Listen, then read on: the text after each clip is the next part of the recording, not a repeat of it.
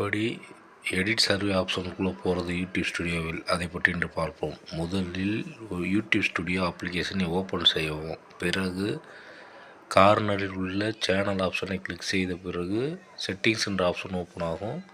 அதில் கிரியேட் டெமோகிராஃபிக்ஸ்னு ஒரு ஆப்ஷன் இருக்கும். அதை கிளிக் பண்ணிங்கன்னா நம்ம கிரியேட் பண்ண அந்த அப்ளிகேஷனில் யார் யாரெல்லாம் இருக்காங்க, என்னென்ன லாங்குவேஜில் செட் பண்ணலாம், அந்த மாதிரி ஆப்ஷன்ஸ்லாம் க்ரியேட் பண்ணி வச்சுக்கிட்டோம்னா ஆட்டோமேட்டிக்காக செட் ஆகிக்கிறோம். அதை அப்படியே சர்வே ஆப்ஷனில் கொண்டு போய் சேர்த்துறோம் யூடியூப்பில்.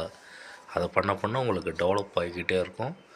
நம்ம எடிட் சர்வே ஆப்ஷன் யூஸ் பண்ணுறது நல்லது.